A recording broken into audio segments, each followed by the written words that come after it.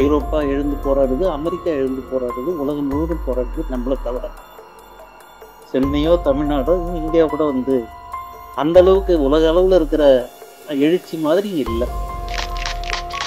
அந்த வறுமையில சாப்பாட்டுக்காக அவங்க வந்து கும்பலாக வரும்பொழுது இதே அமெரிக்கா சோறு போடுற மாதிரி காட்டி அந்த மக்களை குண்டு போட்டு தாக்குற ஒரு கொடுமை மிக பயங்கரமான கொடுமை.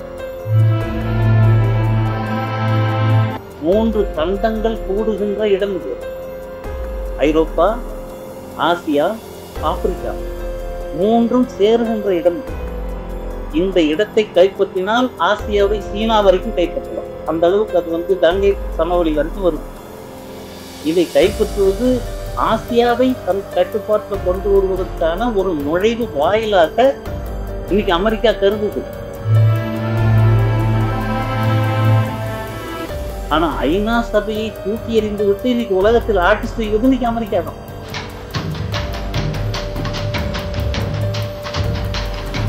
ரஷ்யாவை கைப்பற்றுவதற்கு அவர்களுடைய வாயிற்படி உக்ரைன்.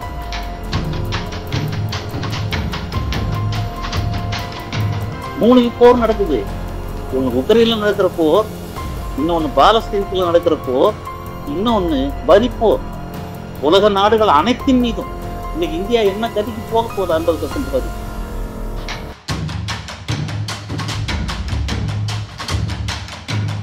எனது வணக்கத்தை தெரிவித்துக் கொள்கிறேன். மார்ஸ் நூலகம் சார்பாக ஒரு சர்வதேச பிரச்சனையை ஒரு பொது வழியை உருவாக்குவதற்கான கருத்துக்களை பரிமாறுவதற்கு ஒரு கூட்டத்தை ஏற்பாடு செய்து அது எங்களையும் அழைத்து கருத்துரை வழங்குவதற்கு வாய்ப்பு கொடுத்ததுக்கு முதற்கண் பாட்டாளி வர்க்க சமரனின் சார்பாக நன்றியை தெரிவித்துக் கொள்கிறோம். இந்த மாதிரி கூட்டங்கள் மிகவும் அருகிவிட்டது. இந்த மாதிரி கூட்டங்கள் அவசியம். எப்படி அன்றாட நலன்களுக்காக, மக்களுடைய நலன்களுக்காக போராட வேண்டுமோ அந்த போராட்டங்கள் அனைத்தும் சரியான திசை வழி இல்லை என்றால் மிக பெரும் பேரழிவை சந்திக்கும் என்பது இலங்கையிலிருந்து, நேபாளத்திலிருந்து இன்றைய பாலஸ்தீனம் வரைக்கும் நாம் சந்தித்து கொண்டிருக்கிற பிரச்சனை. லோக்கல் இஷ்யூ மட்டும் பார்க்க முடியாது. லோக்கல் இஷ்யூ எல்லாமே பொது விஷயத்தோடு இணைந்தது.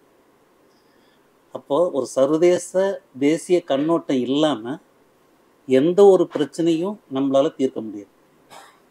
அந்த வகையில் இந்த இன்றைய சூழலில் மேற்காசியாவில் நடக்கிற படுகொலைகள், குறிப்பாக பாலஸ்தீனத்தினுடைய அழிப்பு எல்லாருக்கும் தெரியுது. உலகம் முழுவதும் மிக பெரும் அளவுக்கு இலங்கையில் நடந்த இனப்படுகொலையின் போது கூட இந்த அளவுக்கு உலக மக்கள் மத்தியில் எழுச்சி இல்லை.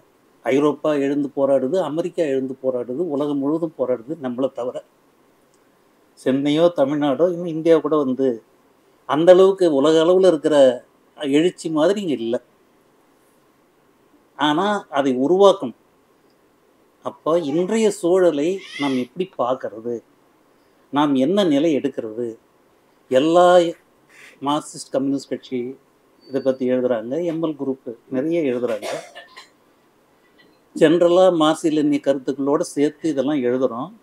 பர்டிகுலராக இன்றைக்கி என்ன செய்யணும், எந்த திசையில், யாரை எதிர்த்து, யாரோடு சேர்ந்து என்ன செய்யறதுங்கிறது மிகப்பெரிய ஒரு குழப்பமாக இருக்குது.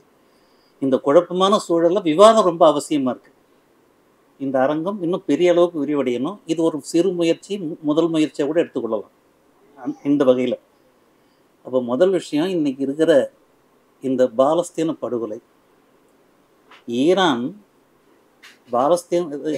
இஸ்ரேலில் இவ்வளவு பெரிய தாக்குதல் நடத்தின பிறகு இஸ்ரேல் நிற்குமா, இஸ்ரேல் ஆட்சி நிற்குமா என்றதெல்லாம் சந்தேகமாக இருந்தது. உடனடியாக நெத்தன்யாகு தூக்கி எறியப்படுவார்னுலாம் அன்னைக்கு மிக பெருமளவு எதிர்பார்ப்பு நடந்தது. ஆனால் இன்னைக்கு அந்த ஆட்சி இருக்கிறது மட்டும் இல்லை, பாலஸ்தீனத்தில் அந்த இன அழிப்பை தொடருது.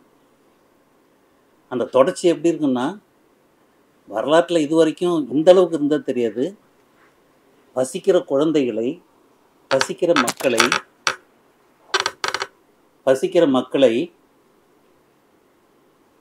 அந்த உணவு முகாமுக்கு வரவழைத்து அந்த உணவு வாங்க வந்த குழந்தைகள் உட்பட அனைவரையும் சுட்டு தள்ளுகிறார். அந்த குழந்தைகளுக்கு மக்களுக்கு உணவு ஏற்பாடு செய்கிறது அமெரிக்க ஏகாதிபத்தியத்தினுடைய என்ஜிஓக்கள். அந்த அந்த அமைப்புகள்லாம் ஏற்பாடு பண்ணுது. அது ஒரு வலை விரித்து புறாவை வந்து எப்படி அந்த வேடம் பிடிச்சிட்டு போகிறானோ அதே மாதிரி அந்த மக்களை வறுமையில் சாகடிச்சு அந்த வறுமையில் சாப்பாட்டுக்காக அவங்க வந்து கும்பலாக வரும் பொழுது இதே அமெரிக்கா சோறு போடுற மாதிரி காட்டி அந்த மக்களை குண்டு போட்டு தாக்குற ஒரு கொடுமை மிக பயங்கரமான கொடுமை. இந்த பாலஸ்தீன ஒடுக்குமுறை இதோட நிற்க போகுதா என்பது அடுத்த கேள்வி. இது பாலஸ்தீன இன அழிப்பு இலங்கை மாதிரி நடக்குமா? ஹமாஸை ஒழிச்சிட முடியுமான்னா விடுதலை புலிகளை கூட ஒழிச்சிருக்க முடியாது. விடுதலை புலிகள் கடைசி நேரத்தில் அவங்களுடைய செயல்தந்திரத்தை கொஞ்சம் மாற்றிருந்தாங்கன்னா பிரபாகரன் செத்துருக்க வேண்டிய அவசியம் இல்லை. ஆனால் ஹமாஸ் அப்படி இல்லை. அங்கே இருக்கிற முரண்பாடுகளை பயன்படுத்தி கொண்டு எவ்வளவு அழிவு வந்தாலும் அவங்க நிற்கிறதுக்கு கற்றுக்கிட்டு இருக்கிறாங்க. இப்போ ஹமாஸை வந்து காசா தேர்ந்தெடுத்ததுக்கு பின்னாடி தான் அந்த ஹமாஸை ஒழிக்கணுங்கிறதுக்காக தான் இவ்வளவு நடக்குது. இதுக்கு பின்னாடி பொருளாதார நலன்கள் பயங்கரமாக குவிஞ்சுக்கிட்டு. இந்த பாலஸ்தீனம் ஆகஸ்ட் மாதம் இந்த மாதம் 13ஆம் தேதி என்னவோ நெத்தன்யாஹு வந்து ஒரு வீடியோ பத்திரிகைக்கு பேட்டி கொடுக்குறார். அப்படி பேட்டி கொடுக்கும்போது இவ்வளவு நடந்துகிட்டு இருக்குது. அகண்ட பாலஸ்தீனத்துக்கான வேலையை நாங்கள் செய்கிறோம் அப்படின்னு சொல்லி அகண்ட பாலஸ்தீனம் கிரேட்டர் இஸ்ரேல் இந்த கோரிக்கையை நாங்கள் அமல்படுத்துறோன்னு சொல்கிறாங்க. அதை எதிர்த்து கடுமையான எதிர்ப்பு வருது. இந்த அகண்ட இஸ்ரேல் என்பதனுடைய பொருள் என்ன? இந்த அகண்ட இஸ்ரேல் நெத்தன்யாஹுவுடைய கோரிக்கை மட்டுமா? அகண்ட இஸ்ரேல் என்பது அமெரிக்காவினுடைய இன்றைய ஜியோ பொலிட்டிக்கல் ஸ்ட்ராட்டஜியோடு இணைஞ்சது தான் நெத்தன்யாஹுனுடையது. இன்னும் சொல்லப்போனால் நெத்தன்யாஹு அல்லது அந்த சியோனிஸ்டினுடைய பாரம்பரிய நிலத்தை மீட்பது, அதாவது ஆண்டவர் ஆபிரகாமுக்கு கொடுத்த புனித இடத்தை காப்பாற்றுவது என்ற அடிப்படையில் இஸ்ரேலை விரிவாக்குவது, ஜெருசலேத்தை மீட்பது, இந்த அடிப்படையில் மிக பெரும் 2000 ஆண்டு கோரிக்கைகள்லாம் அவங்க பேசிட்டு இருக்கிறாங்க. ஆனால் உண்மையில் இங்கே எப்படி அயோத்தி எப்படியோ அதே மாதிரி அங்கே ஜெருசலேம் புனித பூமி, அந்த அடிப்படையில் கிறிஸ்தவருடைய பூமிங்கிறத மீட்கணும். இஸ்லாமிய தகராறுலாம் சொல்கிறாங்க. இன்னைக்கு அகண்ட பாலஸ்தீனத்தினுடைய அம்சங்கள் 3 அம்சங்களை நம்ம பார்க்கணும். இது அமெரிக்காவுடைய ஜியோ பாலிட்டிக் புவியியல் நலன்களோட அடங்கின விஷயமா பார்க்கணும். 3 விஷயங்கள். அகண்ட பாலஸ்தீன் அவங்க இஸ்ரேல் சொல்றது நைல் நதியிலிருந்து யூப்ரட்டிஸ் நதி வரைக்கும் இருக்க இடைப்பகுதி முழுவதையும் அவர்கள் இஸ்ரேல் நாடுன்னு சொல்றாங்க. இன்னும் சொல்லப்போனால் எகிப்து, ஜோர்டன், ஏமன், சிரியா போன்ற நாடுகளுடைய பகுதிகளை எல்லாம் உடைத்து ஒரு மிக பெரும் பகுதியை அவர்கள் அகண்ட பாலஸ்தீனம், அது அகண்ட இஸ்ரேலுங்கிற நிலையை எடுக்கிறாங்க. இங்க எப்படி அகண்ட பாரதமோ அதே மாதிரி அங்க அகண்ட முக்கியத்துவம் என்ன? 3 முக்கியத்துவம் நீங்க பொலிட்டிக்கலான்னு சொல்றாங்க. ஒன்று அந்த பகுதி முழுவதும் 2 நதிகள் பாய்கின்ற இடையில் இருக்கின்ற வேளாண்மை துறையில மிகவும் சிறந்து செழித்து வளர்கின்ற ஒரு பகுதி. அந்த ஆலிவ் எண்ணெயிலிருந்து, விதைகளிலிருந்து, பாதாம் பருப்பிலிருந்து இன்னைக்கு பல வகையான விவசாயம். அந்த விவசாய நிலங்களை ரியல் எஸ்டேட் போட்டு ட்ரம்பே ஒரு பெரிய ரியல் எஸ்டேட் மூலம். அப்போ அந்த பாலஸ்தீனத்தினுடைய விவசாயிகளுடைய அல்லது அந்த ஏரியாவில் இருக்கிற அகண்ட இஸ்ரேல் சொல்றாங்க, அந்த பகுதியில் இருக்கிற விவசாயிகள் நிலங்களை கைப்பற்றி ஒரு பெரிய நகரம் உருவாக்குறது. எப்படி சவுதியில இன்னைக்கு சொல்றாங்கல்ல, இந்த பனைமரம் மாதிரி ஒரு கடல்லே கட்டியிருக்கிறோம், மிகப்பெரிய ரியல் எஸ்டேட். இன்னைக்கு உலகத்தில் இருக்கிற பணக்காரன்லாம் எங்க தங்கி இருக்கிறான்னு சொன்னா சவுதியில் இருக்கிற அந்த நகரத்துல தான் இன்னைக்கு வாழ்ந்துட்டு இருக்கிறோம். அதே மாதிரி ஒரு ரியல் எஸ்டேட்டை உருவாக்குறதுக்கு ஏஐ மூலமா படம் போட்டே காட்டுறான். மிகப்பெரிய ரியல் எஸ்டேட், மிகப்பெரிய வானுயர்ந்த கட்டடங்களை கட்டி காசாவை அழித்து அவங்க சொல்ற அந்த அகண்ட இஸ்ரேலை உருவாக்கி அங்கே மிக பெரும் அளவுக்கு ரியல் எஸ்டேட்டையும் உருவாக்குறது, வேளாண்மை துறையை வந்து கைப்பற்றுவது, விவசாய நிலங்களை கைப்பற்றுவது. இங்கே எப்படி வந்து வலுக்கட்டாயமாக இந்தியாவிலையும் மற்ற நாடுகளில் எப்படி நிலம் கைப்பற்றப்படுகிறதோ, அதே போல் அந்த பாலைவனத்தில் சோலைவன பகுதியாக இருக்கிற பகுதிகள் எல்லாம் இன்னைக்கு வந்து அவங்க மல்டிநேஷனல் கம்பெனி கைப்பற்றுவதற்கான இயற்கை வளங்கள் ஒன்று. ரெண்டாவது, அந்த மண்ணுக்குள்ள இருக்கிற கனிம வளங்கள், எண்ணெய், எரிவாயு, இதை கைப்பற்றுவது. மூன்றாவது, அதான் சொன்னேன், இந்த புனித பூமியை கைப்பற்றுவது. புனித பூமியை கைப்பற்றுவங்கிற முழக்கம் எல்லாம் அமெரிக்கா நினைச்சா எப்படி வேணாலும் மாற்றுவாங்க. ஆக அடிப்படையில் இன்றைக்கு இந்த அகண்ட இஸ்ரேலை உருவாக்குகின்ற ஒரு திட்டத்தின் அடிப்படையில தான் இன்றைக்கு பாலஸ்தீனத்துல இன அழிப்பு நடந்துட்டு இருக்கு. அவன் கெம்பஸ் தெளிவா சொல்றான், அத்தனை லட்சம் பேரையும் கொண்டு லெபனான்ல இருக்கிற ஒரு அந்த அகதிகள் முகாம்ல அடைச்சிட்டு இந்த பகுதி மீட்கிறன்றான். என்னத்துக்கு மீட்டு போற?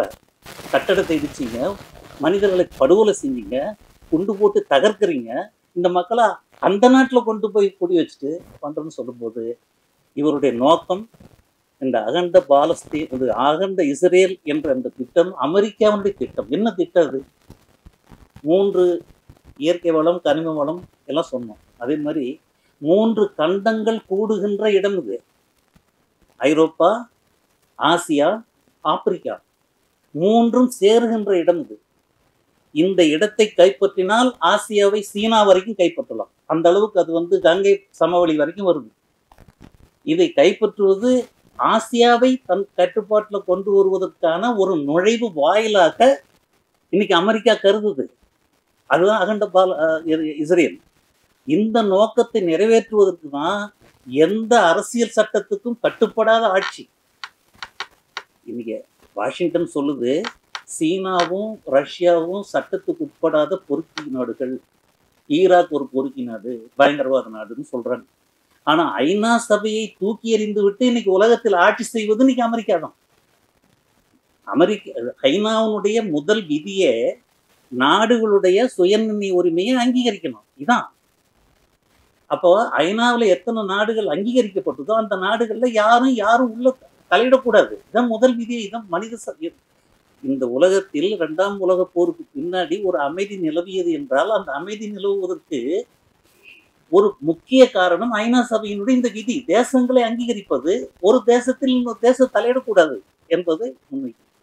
ஆனா இன்னைக்கு அதை இவர்கள் ஒழித்தார்கள். உலகம் முழுவதும் இன்னைக்கு உலகத்தில முழுவதும் போர் நடத்துறது இன்னைக்கு அமெரிக்கா தான். நீங்க நம்ம எவ்வளவு பேர் சொல்ல, நீங்க வந்து புட்டின் வந்து உக்ரைன்ல போர் நடத்துறாரு, அவரும் போர் வெறியர் தான், இவங்களும் போர் வெறியர்னு சொல்லலாம். ஆனா உண்மையிலே அதுக்கு பின்னாடி இருக்கிற காட்சிக்கு பார்க்கும்போது ஆமா புட்டின் தலையிட்டு இருக்காரு, அவர் தான் போர் நடத்துறான்னு தெரியும். ஆனா உண்மை ஆய்வு பண்ணும்போது ஏன் போர் வந்ததுன்னு தெரியும்.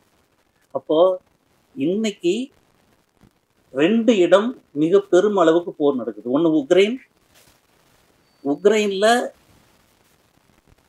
ரஷ்யாவை போர் நடத்தியே தீர வேண்டும் என்ற நிலையை உருவாக்கியது நேட்டோவும் அமெரிக்காவும் தான்.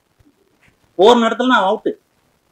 ஏன்னா ரஷ்யாவை கைப்பற்றுவதற்கு இன்னைக்கு இல்லை, நெப்போலியன் காலத்திலிருந்து, ஹிட்லர் காலத்திலிருந்து இன்று வரை ரஷ்யாவை கைப்பற்றணும்னா உக்ரைன் என்ற ஐரோப்பாவிலிருந்து அது ஒரு வாயில். எப்படி இன்னைக்கு வந்து அகண்ட இஸ்ரேல்னு சொல்ற அவங்க இடம் எப்படி வந்து ஆசியாவுக்கு நுழைவு வாயிலோ, அதே போல ரஷ்யாவை கைப்பற்றுவதற்கு அவர்களுடைய வாயிற்படி உக்ரைன். அப்போ உக்ரைன்ல வந்து அந்த நேட்டோவோடு இணைக்கும் பொழுது அவங்க நாட்டு எல்லை வரைக்கும் ஏவுகணைகளை நிறுத்தலாம். எங்க ரஷ்யாவினுடைய வாசற்படியில ஏவுகணைகளை வைப்பதற்கு, அணு ஆயுதங்களை வைப்பதற்கு நேட்டோவோடு இணைக்கப்படுது உக்ரைன். மெக்சிகோவில் வந்து நம்ம வைக்க முடியாது. கியூபாவில் 1960களில் சோவியத் யூனியன் அன்னைக்கு இருக்கும்போது அங்கே ஒரு ஏவுகணை தளம் உருவாக்குனாங்க. அன்னைக்கு அமெரிக்கா கடுமையாக எதிர்த்தது. அப்போ கியூபாவில் அணு ஆயுத தளம் வைக்கும்போது, அது ஏவுகணை வைக்கும்போது தடுத்த அமெரிக்கா தன்னுடைய பாதுகாப்புக்கு அச்சுறுத்தல்னு சொன்னது, இன்னைக்கு உக்ரைன்ல வந்து அவங்க வாசப்படி வரைக்கும் நீங்க ஏவுகணை கொண்டு நிறுத்தினா அவன் எப்படி ஒத்துக்குவான்? ஸோ இன்னைக்கு உக்ரைன்ல நடக்கிற அந்த நேட்டோ நடத்துகின்ற போர் என்பது உண்மையில் ரஷ்யாவை கைப்பற்றுவதற்கு அல்லது ரஷ்யாவை வந்து ஒரு போர்ல இழுத்து விட்டு ஒரு மிக நீண்ட நாளைக்கு போர் நடத்த வச்சா அந்த நாட்டின் பொருளாதாரம் அழியும். இன்னொரு பக்கம் பொருளாதார தடை, இன்னொரு பக்கம் போர்ல ஈடுபடுத்துறது. இதன் மூலமா ரஷ்யாவை பலவீனப்படுத்துவது, ரஷ்யாவில் தனக்கு சாதகமான ஆட்சியை உருவாக்குவது, அல்லது ரஷ்யாவை நாளாக உடைத்து விடுவது. எப்படி எகிப்தை உடைச்சி, ஜோர்டானை உடைச்சி, சிரியாவை உடைச்சி, அங்க எப்படி அகண்ட இஸ்ரேல் உருவாக்குறது திட்டமிடுறாங்களோ அதே மாதிரி ரஷ்யாவை கூட உடைச்சி நாளாக்கி நாளை தனக்கு கட்டுப்பாட்டு கொண்டு வருவதற்கான முயற்சி தான் இன்னைக்கு உக்ரைன்ல நடத்துற போருக்கு காரணம். அவன் என்ன சொல்றான் ரஷ்யக்காரங்க, நேட்டோவோட சேராது, எங்களுக்கு எதிரான நடவடிக்கை, எங்க நாட்டுக்கு எதிரான நடவடிக்கை உக்ரைன்ல நீங்க செய்யாதீங்கிற ஒரே கோரிக்கை தான். எந்த ஒரு தேசத்துக்கும் சுதந்திரம் உண்டு. எப்ப தெரியுமா, நீங்க பக்கத்து வீட்டுக்காரனுக்கு எதிராக நீங்க உங்க வீட்டுல ஏதாவது ஒரு பாம்பு வச்சுட்டோ ஏதோ ஒரு உங்களை எப்படி அனுமதிப்பான், அண்டை வீட்டாரை எப்படி அனுமதிப்பான்? அதே போல ரஷ்யாவை அழிக்க வேண்டும் என்ற அமெரிக்காவை உள்ள இவங்க நாட்டுல கொண்டாந்து வச்சுக்கிட்டு அந்த நாட்டினுடைய சுதந்திரத்தை எப்படி நம்ம அங்கீகரிப்பது? இப்ப இலங்கையில அமெரிக்காவை கொண்டு நம்மளை தாக்குறதுன்னு வச்சுட்டா இலங்கை அங்கீகரிக்கணுமா? இதே நிலைதான் இன்னைக்கு உக்ரைன் அங்கீகரிக்கிறதா இல்லைங்கிற பிரச்சனை வருது. ஆக இன்றைக்கு உக்ரைன்ல நடக்கிற யுத்தமும் சரி, இன்றைக்கு அகண்ட இஸ்ரேலுக்காக நடத்துகின்ற மத்திய கிழக்கு அல்லது மேற்காசியான்னு சொல்ற பகுதியும் சரி, அல்லது பாலஸ்தீன் இஸ்ரேலினுடைய தூதரகத்தை தடை செய்து பிரச்சனை பண்றதால இன்னைக்கு 2 நாடுகள் மீது உடனடியாக நடவடிக்கை போறோம். அது தென் அமெரிக்க நாடு பிரேசிலும் வெனிசுலாவும் இன்னைக்கு அவங்களுடைய தூதரகத்தை எதுக்குறாங்க. அப்போ அந்த நாட்டின் மீது இராணுவ நடவடிக்கை எடுக்கிறதுக்கு தொடர்ச்சியாக அவன் முயற்சி பண்றான். இது ஒரு காரணமா காட்டி கொண்டு போறான். அப்ப தென் அமெரிக்காவில் பிரேசிலையும் வெனிசுலாவையும் வீழ்த்தினாக்க தென் அமெரிக்கா முழுவதையும் தன் கட்டுப்பாட்டில் கொண்டு வரலாம். இங்க அகண்ட பாலஸ்தீன் உருவாக்கணும், ஆசியாவுக்கு வழிவகுக்கலாம். அங்க உக்ரைன்ல தனக்கான ஆட்சியை உருவாக்கிட்டு போகலாம். ஆனா இன்னைக்கு ட்ரம்ப் வந்த பிறகு பேசுறது என்னன்னா, ட்ரம்ப் வந்த பிறகு ஒரே கேள்வி வருது. அவர் புட்டினோட பேசிட்டு ஒரு உடன்பாட்டுக்கு போகும்போது நம்ம இது எப்படி பார்க்கறது அப்படின்னு புட்டினோட இன்னைக்கு பேசலாம். ரஷ்யாவை சரி பண்ணிட்டு சிரியாவில் தன்னுடைய கைப்பாவை ஆட்சியை உருவாக்கிட்டு மத்திய கிழக்கில் சரி பண்ணிக்கிட்டு சீனாவுக்கும் ரஷ்யாவுக்கும் இருக்கிற முரண்பாடை பயன்படுத்திக்கிட்டு சீனாவை முதல்ல கை வைக்கிறது, அப்புறம் ரஷ்யாவுக்கு தாக்குறதுங்கிற நிலையை ட்ரம்ப் கும்பல் ஒரு தந்திரமா கையாளுறாங்க. பைடன் அப்படி இல்லை. பைடன் சீனாவோட நெருக்கமாக போயிட்டு, நெருக்கமாக போகிறதுன்னா பகைமை இல்லாமல் இல்லை, ரஷ்யாவை முதன்மையாக கருதுனாங்க. இதெல்லாம் அவங்கவுங்க எந்தெந்த வியாபார தளத்தில் இருக்காங்களோ, என்னென்ன அடிப்படையில் கையாளுறாங்களோ அதுலேருந்து வர விஷயத்து. அப்போது பிரச்சனை என்னன்னா, இன்றைய உலகத்தில் இன்னைக்கு நடக்கிற யூனிபோலார்ல இருந்து, அதாவது 90களில் இந்த நிலைமை ஏன் வந்ததுன்னா 90ல ஒரு யூனிபோலார் உருவாச்சு. அதாவது உலகம் அமெரிக்காவின் தலைமையின் கட்டுப்பாட்டுக்கு போச்சு. காரணம் அவர்கள் மிக வலிமையானவர்கள் என்பதால் அல்ல, உலகத்தில் வர்க்க போராட்டம் பின்னுக்கு போனதால் அந்த நிலைமை வந்தது. சோவியத் யூனியன்ல அது சிதைந்து போச்சு. அது சோவியத் யூனியன்ல சமூக ஏகாதிபத்தியம்னு சொன்னோம். அதுல பல கருத்து வேறுபாடு இருந்தாலும் சோவியத் சிதைந்தது. சீனாவில் முதலாளித்துவ மீட்சி வந்தது. உலகம் முழுவதும் தேசிய விடுதலை இயக்கங்கள் இதனால் பின்னுக்கு போனது. இதன் விளைவாக அமெரிக்கா ஒற்றை துருவத்துக்கு போச்சு. அப்படி ஒற்றை துருவு போறதுக்கு பின்னாடி தான் அந்த ட்வின் டவர் உடைக்கப்படுது. ட்வின் டவர் உடைக்கப்பட்ட பிறகு அவன் எடுத்துக்கிற ஸ்ட்ராட்டஜி என்னன்னா, தேசங்களை பகைமையா பார்க்கல. தேசம் இப்போ ஒரு நாட்டில் பிரச்சனை வருது, ஒரு நாட்டிலேருந்து இன்னொரு நாட்டில் கொண்டு போடுறாங்கன்னா அரசுகளை தான் காரணமாக பார்ப்பாங்க, அரசுகளோடு தான் பேச்சுவார்த்தை நடத்துவாங்க.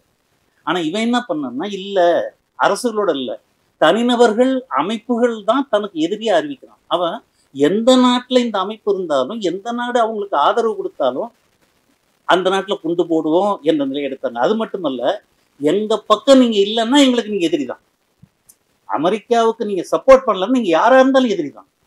ஒரு நாடு எதிரி இல்லை, ஒரு நபர் எதிரியா இருந்தா கூட அந்த நாட்டின் மீது கொண்டு போடலாம். அப்போ ஐநா சபையினுடைய விதியை அந்த ட்வின் டவர் இரட்டை கோபுர தகர்ப்புக்கு பின்னாடி அவர்கள் ஒழித்து கட்டி விட்டார்கள். சட்டத்தின் ஆட்சி உலகம் முழுவதும் ஒழித்து கட்டப்பட்டது. தாங்கள் யார் நினைச்சாலும் எந்த நாட்டில் வேணாலும் கொண்டு போடலாங்கும் போது எல்லா நாட்டுக்கும் எதிராக அமெரிக்கா மாறிவிட்டது. அப்போ எல்லா நாடுகள்லையும் தங்களுக்கு பகைமையா பார்க்கணுங்கிற அளவுக்கு அவங்க நிலைமை வந்திருக்கு. அப்போ பிரச்சனை ஒற்றை துருவம் அமெரிக்காவின் தலைமையில் உலகத்தில் ஒரே ஆட்சி நடத்துவது. ஏன் அப்படின்னா ரஷ்யா உடஞ்சி சிதறண்டு போயிடுச்சு, சீனா தன்னோட உடன்பாட்டுக்கு வந்துட்டாங்க. இந்த சூழல்ல உலகத்துல தனக்கு எதிரி யாரும் இல்லை. இன்னும் சொல்ல போனால் ஈராக்கில் போய் சண்டை போட்டாலும் கூட அவன் முழுமையா ஆள முடியல. அந்த லிபியாவில் கடாஃபி கொல்லப்பட்ட பிறகும் கூட அங்க ஆட்சி நடத்த முடியல. அப்போ ஏதோ ஒரு வகையில ரஷ்யாவோ சீனாவோ பின்னிருந்து இயக்குறாங்கன்னு பார்க்கும்போது ரஷ்யாவையும் சீனாவையும் வீழ்த்தினாதான் தன்னுடைய ஒற்றை துருவம் நிற்க முடியுங்கிற அடிப்படையில் இருந்து போறாங்க. ஆனால் அவருடைய போரோ, அவருடைய பொருளாதார கொள்கையோ, அவருடைய உலகமய கொள்கையோ அமெரிக்காவை கடுமையாக வீழ்த்தி விட்டது. காரணம் இப்ப அதுல இருந்து தான் வருது. இப்ப நீங்க 3 போர் நடக்குது. ஒண்ணு உக்ரைன்ல நடக்கிற போர், இன்னொன்னு பாலஸ்தீனத்துல நடக்கிற போர், இன்னொன்னு வரி போர். உலக நாடுகள் அனைத்தின் மீதும் இன்னைக்கு இந்தியா என்ன கதிக்கு போக போகுது? 50% வரி. இந்த வரி விதிப்பு ஏன் வந்தது? இவ்வளவு பெரிய ஒற்றை துருவத்துக்கு போய் பல நாடுகள்ல போர் நடத்தி உலகமயத்தை அமல்படுத்தினாலும் கூட அமெரிக்கா வாழவில்லை, அது வீழ்ந்து விட்டது. வீழ்ந்ததுக்கு காரணம் சீனா அல்ல, ரஷ்யா அல்ல, அமெரிக்காவின் கொள்கைகள் தான் காரணம். அமெரிக்காவின் கொள்கைகளை பொறுத்தவரையிலையும் இன்னைக்கு அவனுக்கு பிரச்சனை என்னன்னா 37 ட்ரில்லியன் டாலர் கடன். உலகத்துல எல்லா நாடுகளும் கடன் தான். 50 மூன்றாம் உலக நாடுகள் கடன் கட்ட முடியாம இன்னைக்கு அவஸ்தைப்பட்டு இருக்கு. அவன் தலையில தான் 40% வரி விதிக்கிறான் அந்த ட்ரம்ப். இது என்ன முதலாளித்துவத்தில்? இது முதலாளித்துவமான கேள்வி இருக்கு. ஒரு கடன் வந்துருச்சுன்னா முதலாளித்துவ சமுதாயத்திலேயே ஒரு பேங்க்ல கடன் வாங்குறேன்னா, கடன் வாங்கினவங்க நலிவடைஞ்சிட்டாங்கன்னா கடனை முழுவதும் ரத்து பண்ணிடுவான், புதிய கடன் கொடுப்பான். அப்பதான் முதலாளி இருக்க முடியும், தொழிலாளி இருக்க முடியும். ஆனா இலங்கை செத்துக்கிட்டு இருக்குது, வங்காள தேசம் செத்துக்கிட்டு இருக்குது, பாகிஸ்தான் செத்துக்கிட்டு இருக்குது, அவங்க மேல வரியை போடுறான். இந்தியாவே 20 லட்சம், என்ன எத்தனை லட்சம்? 200 லட்சம் கோடி கடன். இன்னைக்கு 50% வரி போட்டா என்ன ஆகும்?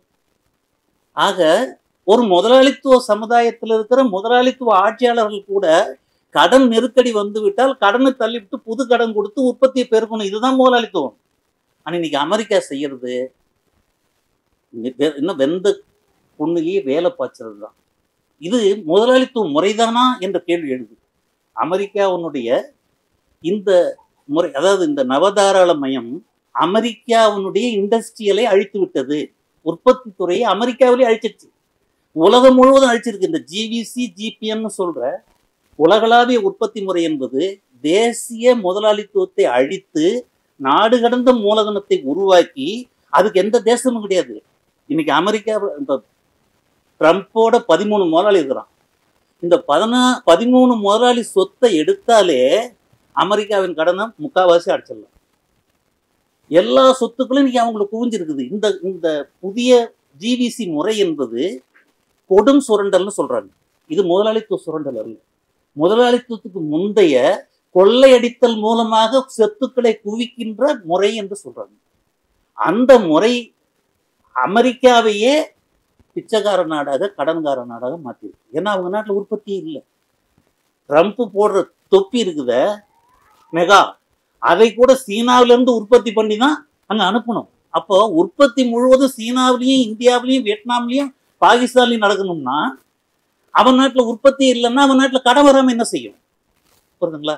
அப்போ இந்த நவதாராளமயம், உலகமயம், இந்தியா, இலங்கை போன்ற நாடுகள்லாம் ஸ்பேர் பார்ட்ஸ் செய்யறதுக்கு அல்லது சப்கான்ட்ராக்ட் செய்யறதுக்கான போட்டியில போட்டு நம்ம மிக மலிவான கூலி உழைப்பு, இன்னும் சொல்லப்போனால் இந்த 25 ஆண்டுகளில் ஒரு கணக்கு சொல்றது, ஆக்ஸ்ஃபார்ம் ரிப்போர்ட்ல சொல்றாங்க, கடந்த 25 ஆண்டுகளில் 242 ட்ரில்லியன் டாலர் மூன்றாம் உலக நாடுகளிலிருந்து இந்த மல்டிநேஷன் நாடு கடந்த தொழில் கழகங்கள் லாபமாக சம்பாதித்து போயிருக்கிற தொகை 242 ட்ரில்லியன் டாலர்.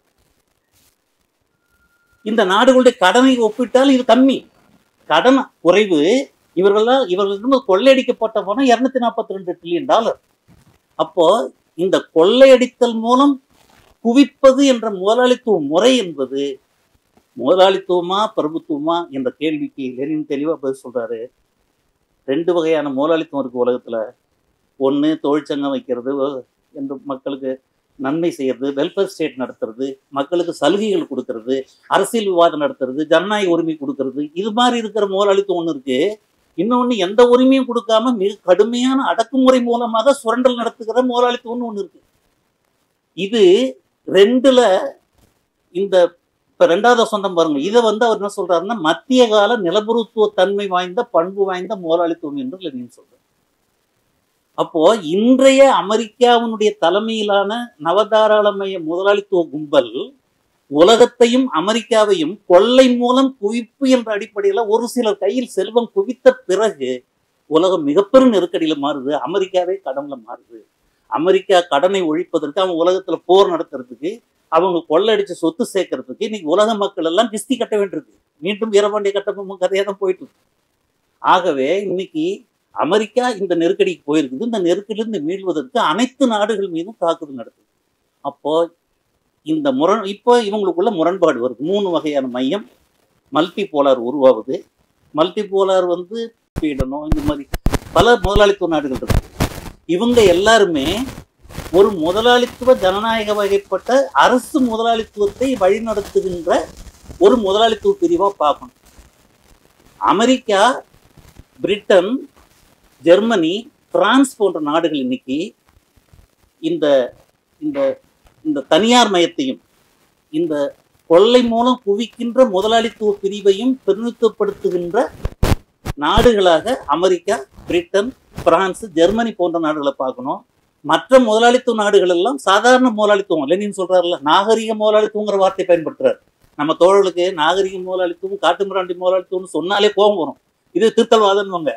ஆனா உண்மை லெனின் இப்படிதான் சொல்றாரு, இதை பிரிச்சு பார்க்கணுன்றாரு. அதுவும் எப்போ அவரு பெரிய அளவுக்கு படை கட்டிட்டு மக்களை திரட்டிட்டு ஒரு எதிரிக்கு எதிராக வந்து பாட்டாளி வர்க்கம் நிற்கும் பொழுது கூட அதை பேசுறாரு. இன்னைக்கு நம்ம நிலைமை என்னன்னா, உலகத்துல எந்த நாட்டிலுமே ஒரு கம்யூனிஸ்ட் கட்சி இல்லை, ஒரு அகிலம் இல்லை.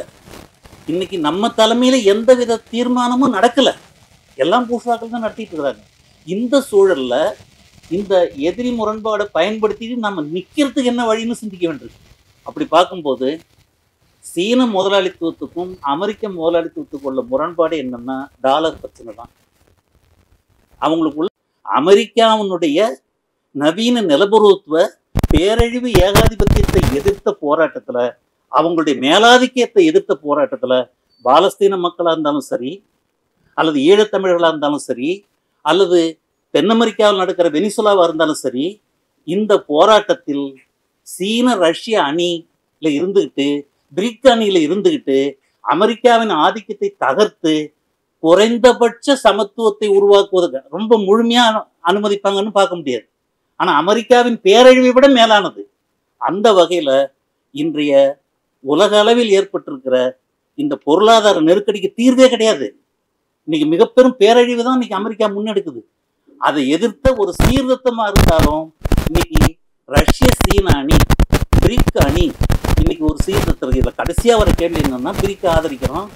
இன்னைக்கு வந்து நம்ம மோடியும் கூட அங்க போறாரு. நம்ம இதை எப்படி பார்க்கறது அப்படின்னா, பிரிக்ல சேர்ந்து அமெரிக்காவின் ஆதிக்கத்தை ஒழித்து 3ஆம் உலக நாடுகளுடைய அரைகுறை சுதந்திரத்தை பாதுகாப்பதற்கு கூட போதும்னா அந்த அளவுக்கு பிரிக்க பயன்படுத்தலாம். ஆனால் இந்த நவதாராளமயத்தை ஒழித்து ஒரு வெல்ஃபேர் ஸ்டேட்டை உருவாக்குறது தான் இதுக்கு மாற்று. இப்போ எல்லாருக்கும் விவாதம் என்னன்னா, நீ ரஷ்யாவில் எண்ணெய் வாங்குற, நீ ரிலையன்ஸுக்கு வாங்கி கொடுக்குற, அவன் அமெரிக்காவுக்கு விற்கிறான். இப்போ இன்னைக்கு நேரத்துக்கு என்ன, இன்னைக்கு சீனாவுக்கு போறாரு ஷாங்காய் கூட்டத்துக்கு. ஒரு பேச்சு நடக்குது என்னன்னா, அந்த அரிதான உலோகங்கள் அதை வாங்குறதுக்கு ஒப்பந்தம் போடுறதா சொல்றாங்க. அரிதான உலோகம் அமெரிக்காவுக்கு தேவை, நேரடியாக கொடுக்க மாட்டேன்றோம். மோடி மூலமா வாங்கி அமெரிக்காவுக்கு கொடுத்து வித்து லாபம் சம்பாதிக்கிற புரோக்கர் வேலையை யார் செய்வார்? மோடி செய்வார் உண்மையிலே. அப்போ நீங்க என்ன வாங்கினாலும் சரி, அரிய மண் உலோகங்களா இருந்தாலும் சரி, இந்த நவதாராளமயத்தை அமல்படுத்தி கொண்டே பிரிக்ஸ்ல சேர்ந்தாலும் இந்திய மக்களுக்கு எந்த பயனும் இல்லை. ஆகவே நாம இன்றைய உலகத்தில் நடக்கிற வர்க்க போராட்டம், சர்வதேச ரீதியாக நடக்கிற வர்க்க போராட்டத்துல மிக கொடிய, மிகவும் நிலபொருத்துவ தன்மை வாய்ந்த, மிக பிற்போக்கான அமெரிக்காவின் தலைமையிலான நாடு கடந்த நிதி மூலதன கும்பலை ஒழித்து ஒவ்வொரு நாட்டிலும் தேசிய அரசையும் வெல்ஃபேர் ஸ்டேட்டையும் உருவாக்குறது ஒன்றுதான் உடனடி தீர்வு. இது முழுமையா தீர்வு நாங்க சொல்லலை. ஆனால் அதுக்கு நீங்க சோசியலிசத்துக்கு போகணும்னா, லெனின் சொன்னது சொல்லி நான் முடிச்சுக்கிறேன். முதலாளித்துவத்திலிருந்து சோசியலிசத்துக்கு மாறி செல்வதற்கு அரசு ஏகபோக முதலாளித்துவம் என்ற இடைப்படி ஒன்றுதான் தீர்வு. அது கம்யூனிஸ்ட் கட்சியில அரசு, கம்யூனிஸ்ட் கட்சி புரட்சியில அரசு முதலாளித்துவம் இருக்கலாம், அல்லது ஒரு பூர்ஷ்வா சர்க்காரா இருக்கலாம். எந்த சர்க்காரா இருந்தாலும் முதலாளித்துவ தனி உடைமையில் இருந்து சோசியலிசத்தை நோக்கி நீங்க மாறி செல்லணும்னா அரசு முதலாளித்துவம், ஏகபோக முதலாளித்துவம் என்ற இடைக்கட்டம் இல்லாமல் சோசியலிசத்துக்கு யாராலும் போக முடியாது. ஆகவே இன்றைக்கு நவதாராளமயத்தை ஒழித்து, தனியார் மயத்தை ஒழித்து, இந்த நிலவுறுத்து கொடுமை சுரண்டலை ஒழித்து ஒரு தேசிய அரசு, ஒரு ஜனநாயக சர்க்கார், ஒரு வெல்ஃபேர் ஸ்டேட் உருவாக்குறது ஒன்றுதான். நீங்க ரஷ்யாவில் என்ன வாங்கினாலும் சரி, அல்லது எங்க எது வாங்கினாலும் சரி, அது இந்திய மக்களுக்கு, தமிழ்நாட்டு மக்களுக்கு பயன்பட போறது இல்லை. நீங்க முரண்பாடு கடுமையா வந்துடுச்சு. இன்னைக்கு அதுல பல கருத்துக்களை முன்வைப்போம், விவாதிப்போம், ஆரோக்கியமா ஒரு பொது முடிவுக்கு வர்றதுக்கு முயற்சி எடுப்போம். ஒண்ணு. ரெண்டாவது, எதிரி பலமா இருந்தா, நாம் பலவீனமா இருந்தா தற்காப்பு யுத்தம் தான். நாம் பலமா இருந்தா, எதிரி பலவீனமா இருந்தா தாக்குதல் யுத்தம். இந்த ரெண்டு விஷயமும் நம்ம எம்எல் இயக்கத்துல புரிஞ்சுக்கலன்னு தான் நான் பாக்குறேன். அதை அப்படி பார்த்துருக்கேன்னு சொன்னாங்கன்னா அதுக்கான அறிக்கைகள் இருந்தால் நம்ம கட்டாயம் விவாதிப்போம், தீர்வு காண்போம். அதனால தயவு செஞ்சு இது ஒரு ஆரம்ப ஒரு முயற்சி தான். நாம் அனைவரும் பங்கேற்கணும். ஒவ்வொரு அமைப்புக்கும் ஆய்வு இருக்கு, நிலைப்பாடு இருக்கு, வைப்போம், பொது வெளியில வைப்போம், விவாதிப்போம். இடதுசாரி ஒற்றுமையை உருவாக்குவதற்கு மினிமம் என்ன ஒரு ப்ரோக்ராம் உருவாக்க முடியுமோ சிந்திப்போம். அந்த வகையில் இந்த கூட்டம் முயற்சி ரொம்ப வரவேற்க தகுந்தது. அடுத்தது நாங்கள் 2 நூல் கொண்டு வரதா இருக்கிறோம். அதை ஒவ்வொரு அமைப்புக்கும் கொடுக்கறதா இருக்கிறோம்.